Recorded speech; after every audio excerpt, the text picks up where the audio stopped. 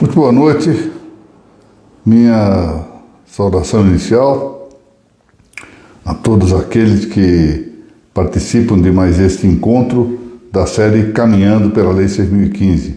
Em particular, quero saudar aqui a doutora Margarete Maia, o doutor Caio Lusca e os demais que começam a entrar aqui nesta nossa transmissão.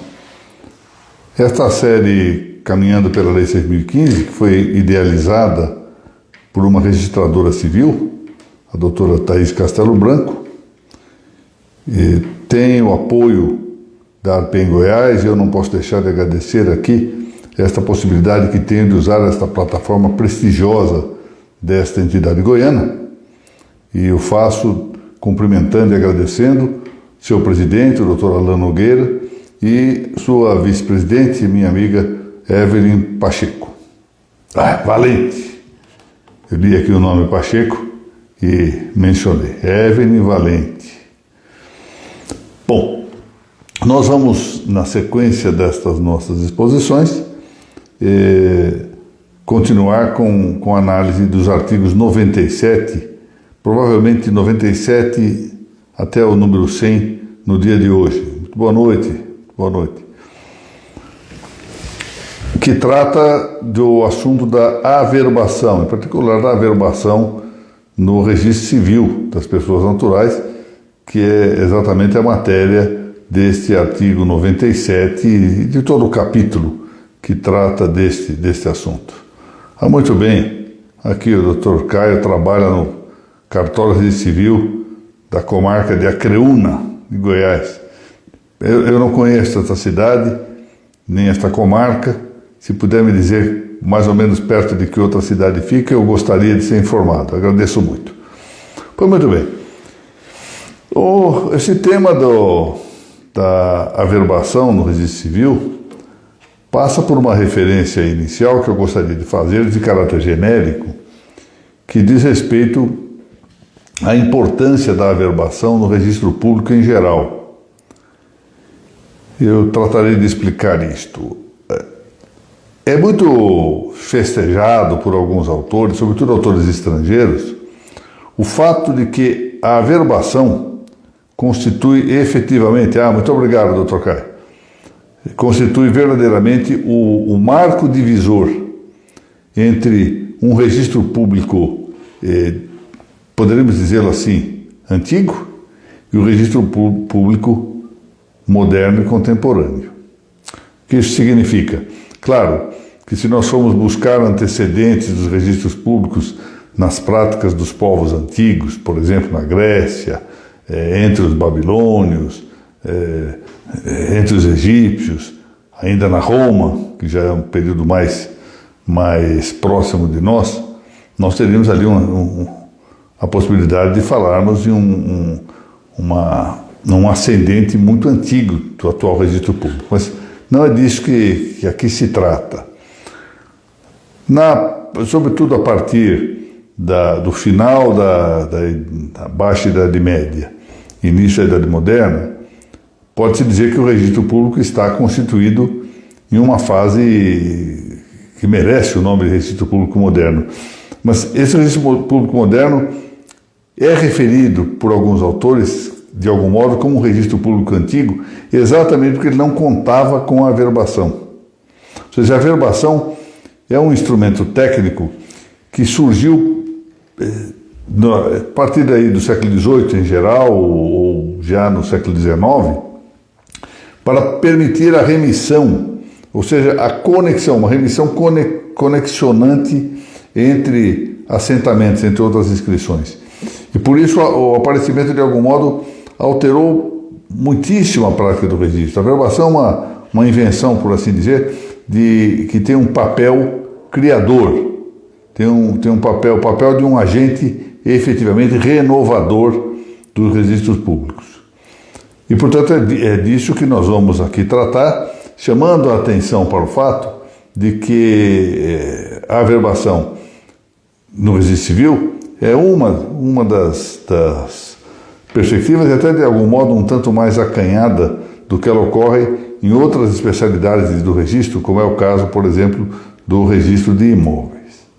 Bom, o nosso Código Civil, em seu artigo 10, indica algumas hipóteses de averbação. Curiosamente, a averbação que fala averbação em registro público, sem falar em averbação em registro civil, embora propriamente, pelo menos os incisos sobreviventes depois da Lei 12.010, que excluiu o inciso 3º, revogou o inciso 3º desse dispositivo, os dois incisos sobreviventes são alusivos ao registro civil das pessoas naturais.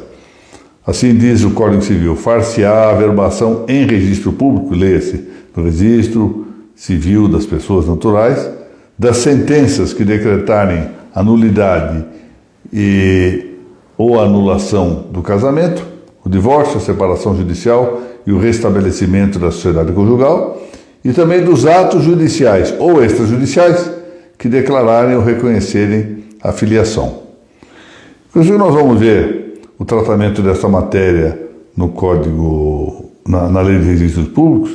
Vamos ver que esse dispositivo está bastante complementado pela nossa lei especializada nos registros públicos, a nossa Lei 6.015.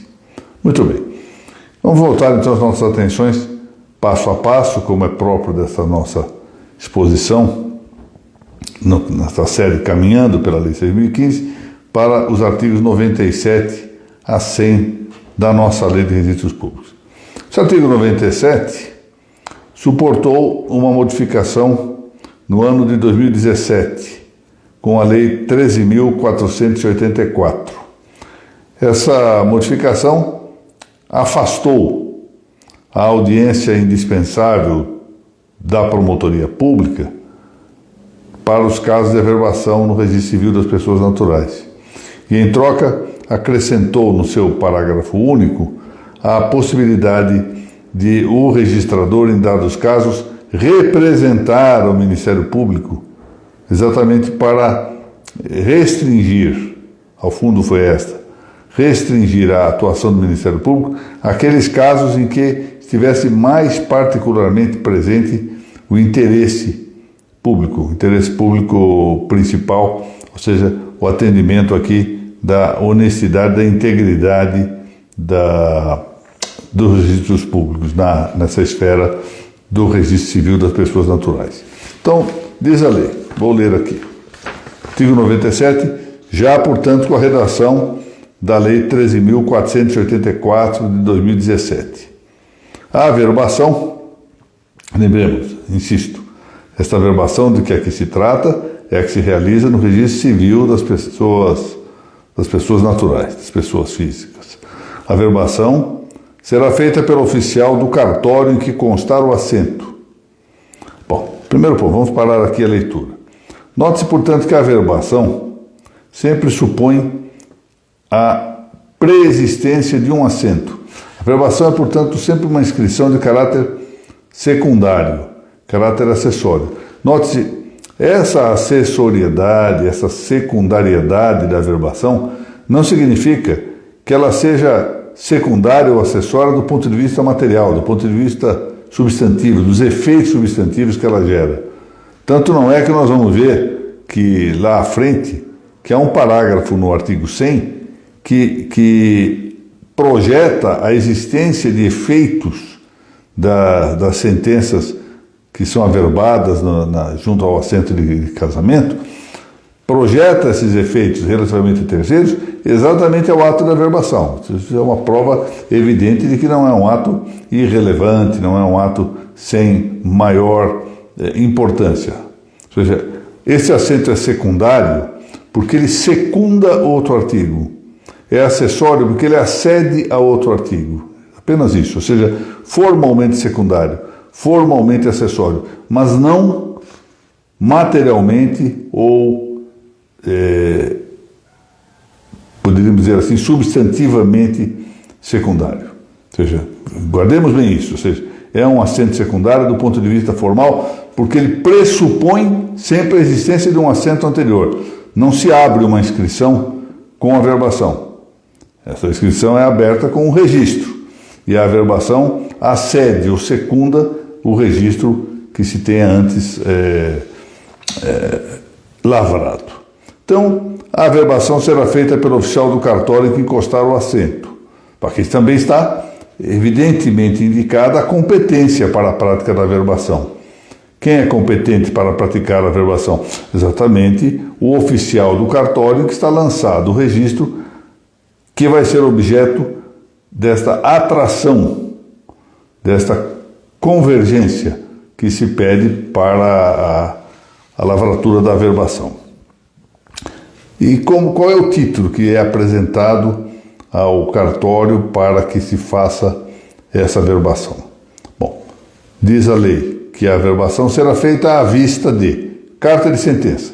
Carta de sentença, como se sabe, é um título que está previsto no Código de Processo Civil, supõe efetivamente a prolação de uma sentença, e desta sentença se extrai um título, porque a própria sentença não vai sair dos autos, então se extrai um título. Esse título tem o nome carta de sentença. Às vezes, ocorre que o cartório, em vez de uma carta de sentença, com todos os seus requisitos, elabora no fundo um ofício.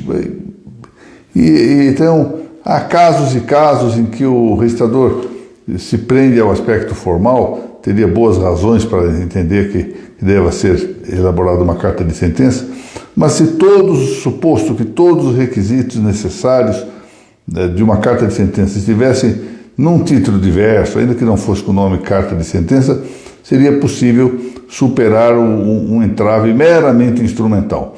Isso não é das coisas mais comuns que ocorrem no registro civil, mas é coisa que frequentemente ocorre, por exemplo, no registro de imóveis. Então, uma carta de sentença. Minhas saudações aqui, peço desculpas, as coisas correm, às vezes eu perco o nome, mas vi aqui a minha estimada amiga registradora competentíssima Priscila de Paula, meus cumprimentos, e o Dr. Silmar Lopes, eminente advogado aí do Estado de Goiás, também os meus cumprimentos. Muito bem. Então, o primeiro título é uma carta de sentença, mas pode não ser carta de sentença e ser expedido um mandado. Ou ainda, aqui vem uma petição, desde que acompanhada de certidão ou documento legal e autêntico, caso em que a averbação é feita. Portanto, há uma variação dos documentos que podem dar embasamento, apoio à elaboração do averbamento no registro civil das pessoas naturais. O que havia, portanto, antes da lei 13.484, era a necessidade da audiência do Ministério Público. Por que isso se fazia? Porque, diante da imensa importância do registro civil das pessoas naturais, eu tenho aqui observado mais de uma vez que, do ponto de vista social e político, é o registro mais importante, só não o é do ponto de vista econômico, mas é do ponto de vista social e do ponto de vista político, era importante que alguém fiscalizasse a prática desse ato, segundo pensava o legislador. A verdade é que a prática brasileira no registro civil, ela tem demonstrado, de um certo modo, a menor necessidade de uma fiscalização deste gênero. Ou seja, os nossos... Eu estou em condições de dizer isso depois de ter passado por 2 gestões no Conselho Nacional de Justiça, na Corregedoria Nacional de Justiça, mais exatamente, e ter tido a ocasião de viajar boa parte do país e poder afirmar que, claro, pode haver aqui e ali uma conduta menos adequada, ou aqui ou ali uma falha. As atividades humanas estão sempre sujeitas a falhas. Isso é típico da atividade humana. Mas, de um modo geral, pode-se dizer que o registro civil no Brasil atua muitíssimo bem. Então, não havia necessidade de uma providência que acabava burocratizando o processo de averbação, que era a audiência do Ministério Público para todos os atos a serem praticados no cartório de registro civil. Entretanto, embora a nova lei, ou seja, a lei de 2017, haja expungido do texto legal essa intervenção do Ministério Público no processo de averbação, ela não deixou de prestigiar a possibilidade de o cartório invocar a participação do Ministério Público em dada circunstância, exatamente para favorecer, beneficiar a possibilidade de algum controle e ao menos, parece-me assim, permitir que também, já do ponto de vista de virtualidade ou potencialidade de lesão, as pessoas saibam que o registrador pode a qualquer momento acionar a interferência do Ministério Público. Em que casos? Diz a lei aqui no parágrafo único, essa mesma lei 13.484 de 2017, que alterou o texto do artigo 97 da Lei de Registros Públicos. Então vamos lá. Nas hipóteses em que o oficial suspeitar de fraude, falsidade ou má-fé nas declarações ou na documentação apresentada para fins de averbação, ele não praticará o ato pretendido e submeterá o caso ao representante do Ministério Público para manifestação, com a indicação por escrito dos motivos da suspeita. A norma, volto a dizer, ela é, digamos, materialmente justificável, não se pode dizer que seja uma providência burocratizante, longe disso. Ela é louvável, mas ela quebra um pouco o sistema da própria lei. Por que razão? Porque, ao menos quanto aos atos de registro, no Estado de São Paulo há essa distinção, esse discrimen, que não parece adequado, mas enfim se adota, de admitir a dúvida, o processo de dúvida apenas para os casos de registro e não para os casos de averbação. Mas o fato é que, num ou noutro caso de registro de averbação, a maneira adequada de se proceder, neste caso, de uma recusa da inscrição pretendida, seja a inscrição por meio de registro, seja a inscrição por meio de averbamento, seria exatamente a devolução do título com as razões da qualificação negativa, permitindo, portanto, que o interessado requeresse ao registrador a suscitação de dúvida, ou no Estado de São Paulo, promovesse um processo administrativo comum, um pedido de averbação de natureza judicial. Claro que isso não está afastado. Imaginemos, por exemplo, que a doutora Priscila de Paula resolva devolver um título, não por suspeita de fraude, por falsidade ou má-fé nas declarações, mas por algum outro motivo. Suponha, por exemplo, que a carta de sentença não está inteiramente rubricada e ela entende que tem que haver o lançamento de rubrica em todas as folhas da carta de sentença. Aqui não há suspeita de fraude, não há suspeita de falsidade, não há suspeita de má-fé nesta carta de sentença, nesse nosso exemplo. Então, a interessada, ela faz uma nota de devolução, você devolve o título, ou a lei não fala propriamente uma devolução por escrito, mas se supõe que possa fazer, devolve o título, e o interessado, então, pode requerer a suscitação de dúvida. É a dúvida do registro civil, relativamente rara na prática judiciária, mas perfeitamente possível. Então, não está fechada a porta. Aqui, o que ocorre é que o registrador, diante da suspeita de fraude, de falsidade, de má-fé, etc., ele então resolve diretamente acionar o Ministério Público, porque o que está implicitada nessa referência é a possibilidade de algum crime. Isso é que levou, provavelmente, quer-se adivinhar isso, levou o legislador a adotar uma providência que, na verdade, não está conforme aquilo que é o normal, aquilo que é o caminho adequadamente adotado pela Lei de Registros Públicos para todos os registros. Em caso de qualificação negativa dos títulos, requerimento de suscitação de dúvida e decisão correspondente. Ou, no Estado de São Paulo, com essa divisão entre dúvida cabível para os casos de registro estrito sensu e só procedimento administrativo comum para os casos de averbação, um pedido diretamente dirigido ao juiz, mas sempre dirigido ao judiciário e não mediante esta invocação da interferência do Ministério Público. Muito bem. Portanto, guardemos isso, ou seja, há nessa hipótese a possibilidade, aliás, é um ato de grande responsabilidade do registrador civil, este controle de uma possível fraude, de uma possível falsificação, de uma má-fé na atuação de quem apresenta o título para fins de averbação, ele poder recusar o registro e imediatamente submeter o caso ao representante do Ministério Público. Note-se que aqui não diz a lei que ele poderá submeter o caso.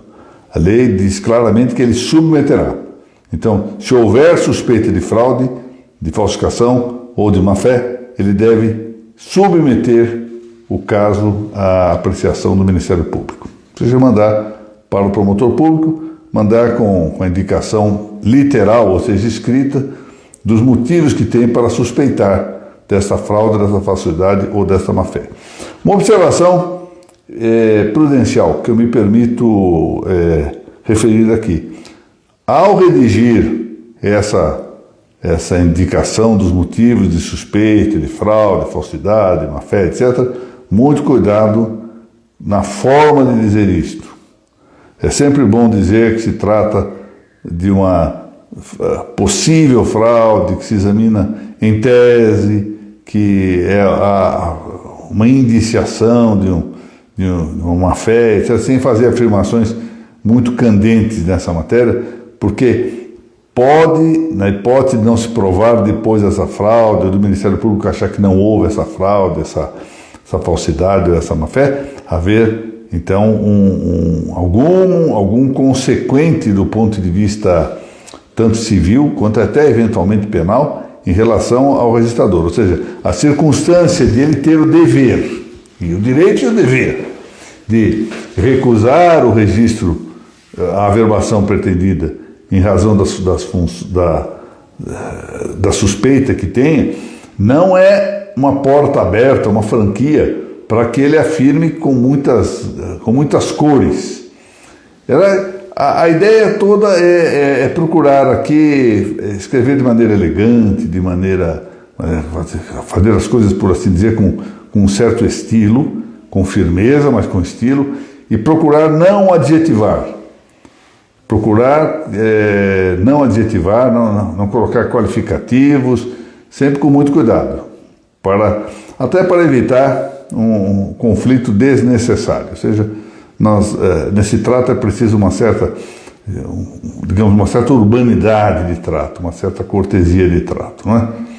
Acho que ficou bem aqui claro como devem ser feitas as coisas, não é? Bom, como é feita a averbação? O artigo 98 diz que a averbação será feita à margem do assento. Esta é a ideia central da averbação. No direito brasileiro, especialmente, isto sempre veio acompanhado. A ideia de averbação marginal. Sempre se falou com bastante frequência desse termo complexo. Em vez de falar apenas averbação, se falava averbação marginal ou averbamento marginal. Por quê? Porque os livros tinham uma coluna separada para averbação. Agora, com as práticas digitais, os lançamentos são sequenciais, de maneira geral, então já não se pode falar em que se fará à margem do assento. Mas a previsão era de que será feita à margem do assento e quando não houver espaço, isso desaparece, na verdade, com os registros nos meios digitais. Quando não houver espaço no livro corrente, com as notas remissões recíprocas que facilitem a busca. Lembremos que essa remissão, no caso da averbação, tem finalidade de conexionar inscrições. Daí que haja conveniência de anotar bem essa ideia de reciprocidade das indicações, tanto no registro quanto na averbação, deixar bem clara essa referência de conexidade, que é para isso que serve a averbação.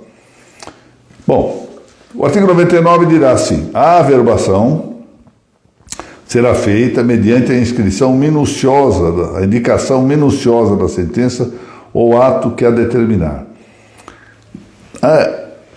Perdeu-se de vista muitas vezes que nós tivemos isso no registro de imóveis se foi tornando cada vez mais claro.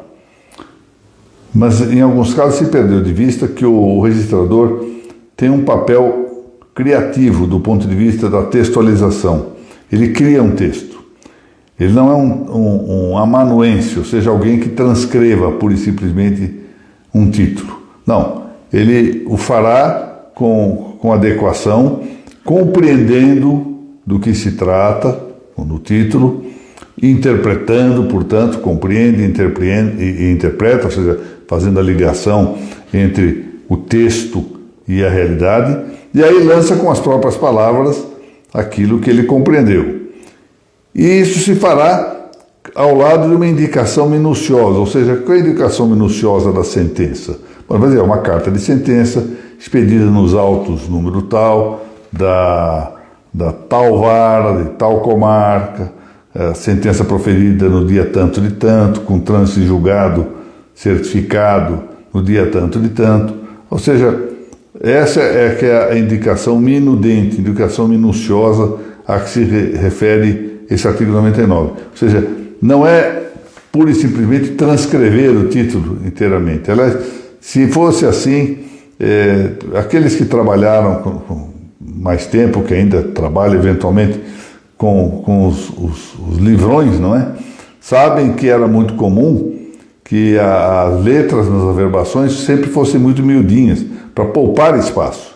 Se fosse fazer transcrição literal nas averbações, logo se acabariam esses espaços, exigindo traslados para outros livros, que dariam um trabalho adicional. Bem, começamos então agora o livro 100, o artigo 100. O artigo 100 fala da averbação no livro de casamento. Então diz a lei: no livro de casamento será feita a averbação da sentença de nulidade e anulação de casamento, bem como do desquite, agora separação judicial, e também já vimos que o Código Civil prevê o divórcio, declarando-se a data em que o juiz proferiu a sentença, a sua conclusão, os nomes das partes e o trânsito em julgado. Que é a conclusão da sentença? A parte dispositiva, ou seja, o deferimento. Foi anulado o casamento? Foi declarada a sua nulidade ou foi homologado ou decretado o divórcio, ou homologado ou decretada a separação judicial? E aí se declara a data em que o juiz prolatou a sentença, e os nomes das partes e o trânsito em julgado com a sua data. Trânsito em julgado, todo mundo sabe, mas não custa dizer, é a impossibilidade cronológica de interpor recursos ordinários da decisão que ali se encontra. Recursos ordinários, aqui com essa expressão, também abrangem os recursos para os tribunais posteriores, ou seja, recurso especial, recurso extraordinário.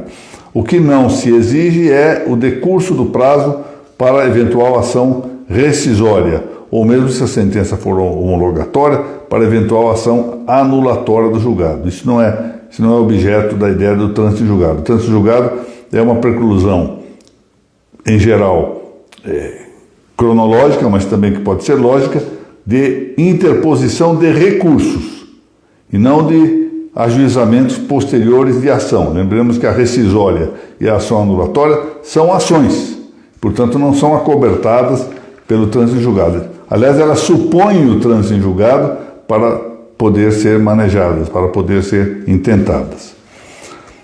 Diz o parágrafo 1º desse artigo 100. Meus cumprimentos à doutora Cláudia Domingues. Faz tempo que não nos vemos, doutora Cláudia. Antes de averbadas, as sentenças não produzirão efeito contra terceiros. Eis aí a caracterização do relevo substantivo das averbações. Quando eu lhes disse que as averbações são secundárias ou acessórias, muito obrigado, doutora Cláudia. Igualmente, muito gosto de vê-la aqui. Essas sentenças não produzem efeitos contra terceiros antes da averbação, o que indica que o averbamento, embora secundário, acessório do ponto de vista formal, não apresenta nenhuma secundariedade ou irrelevância do ponto de vista substantivo. E o problema está que, quando nós dizemos que uma coisa é secundária, às vezes nós usamos essa expressão, que é uma expressão pelo menos analógica, no sentido de algo irrelevante. Isso é secundário, ou seja, não é principal. Aqui não se trata dessa questão do ponto de vista substantivo. É certo que o assento registral atrai, enquanto registro, atrai esta verbação. E, portanto, nesse sentido, há uma secundariedade, ou seja, a verbação secunda formalmente o registro. Mas isso não significa que ela não tenha, a verbação não tenha relevo, não tenha maior relevância, ou que sua relevância ou importância seja ela relevância secundária. Que diz o parágrafo 3º? A verbação a que se refere o parágrafo anterior será feita à vista da carta de sentença, subscrita pelo presidente ou outro juiz do tribunal que julgar a ação em grau de recurso, do qual constem os requisitos mencionados nesse artigo e ainda a certidão do trânsito julgado do acórdão. Aqui é interessante porque a impressão que dá da leitura desse dispositivo do parágrafo 3º é a de que o legislador estava a referir-se a uma situação de remessa obrigatória. Por isso que ele fala presidente ou outro juiz do tribunal que julgar a ação em grau de recurso. Que pode perfeitamente não estar presente a situação de um recurso. É que antigamente havia exigência de remessa obrigatória, ou seja, de reexame de ofício das sentenças proferidas nessa matéria de que estamos tratando. Isso desapareceu e a norma então fica um tanto diversa. Aqui o que se quer dizer é que basta a carta de sentença, não há necessidade de necessariamente extrair-se uma carta relativamente a um acórdão, também se chama carta de sentença, ou outro título relativamente a um acórdão, já que não é necessário o julgamento de segundo grau para a prevalência dessas sentenças proferidas em caso de nulidade, anulação, divórcio, etc. Parágrafo 4º. O oficial do registro comunicará, dentro de 48 horas, o lançamento da verbação respectiva ao juiz que houver subscrito a carta de sentença, mediante ofício sobre registro postal. Isto aqui é uma norma que tende a cada vez mais alterar-se, os títulos estão sendo remetidos por via digital na maior parte dos casos e, portanto, o que sobra aqui como determinação é de que deva ser feita essa comunicação. Por fim, o oficial que deixar de cumprir as obrigações consignadas nos parágrafos anteriores sofrerá a imposição de uma multa de 5 salários mínimos regionais e a suspensão do cargo até 6 meses. Em caso de reincidência, se lhe é aplicado em dobro a pena pecuniária, ficando sujeito à perda do cargo. Aqui é preciso, nós não vamos examinar isto nesta ocasião, mas um dia vamos ter de considerar, e vamos considerar essa norma também, em conjunto com a Lei 8.935, para verificar se essa disposição deve ser considerada ainda vigente ou não. Pelo menos vigente em todos os seus aspectos de determinação das penas aplicáveis. Muito bem. E com isso, dentro aí, passando um pouquinho do prazo que nós normalmente despendemos para essas nossas exposições, que devem ser rápidas. Ainda esta semana haverá uma cerimônia em homenagem ao eminente, saudoso professor José Manuel da Rua Dalvim, aqui na Universidade Católica de São Paulo. E ligou-me a filha do Dr. José Manuel, professora Tereza Alvim, e lá ligou-me de Curitiba para convidar, para honra minha, a participar dessa cerimônia, ali ministrando umas pequenas palavras. Ele me disse que a ideia é a de termos palestras, ela chamou de palestras, de 15 minutos. Cada um falará 15 minutos, não mais que isso. E parece que realmente é preciso considerar o tempo para os efeitos que se esperam obter das nossas comunicações. Vou pedir licença para tomar um pouco de água.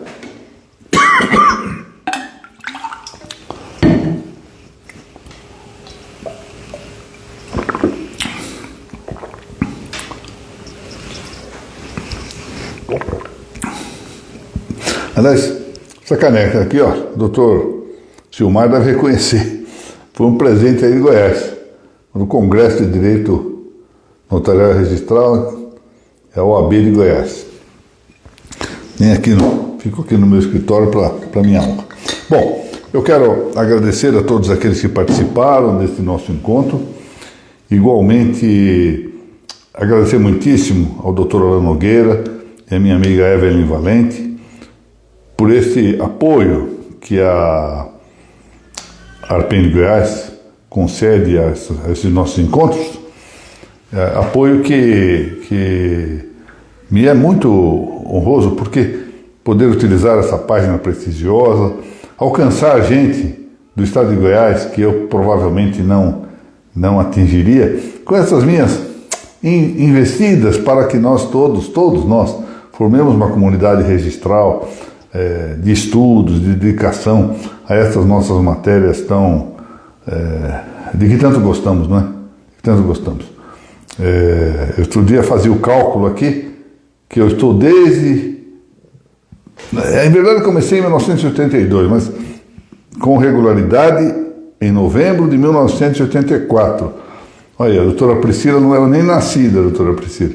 Em 1984, eu comecei a lidar com o tema dos registros públicos. Olha, quanto tempo, não é? Quase 40 anos lidando com isso. Então, aqui é um certo gosto que se tem, cria-se uma afeição, não é? Pela matéria. Então, eu agradeço muito que haja público aqui presente, não vale mentir, doutora Priscila, que haja gente disposta a estudar ainda no final de semana, já numa sexta-feira, depois da fadiga da semana inteira de trabalho, mas aqui ainda pensando ou caminhando com a Lei 6.015, para usar a expressão da doutora Thaís Castelo Branco. Muito obrigado, portanto, a todos, que Deus a todos nos abençoe e voltamos a nos encontrar. Aqui vamos marcar as aulas do mês de fevereiro, vamos estar atrapalhados aí com o carnaval, mas a gente marca. Muito obrigado a todos.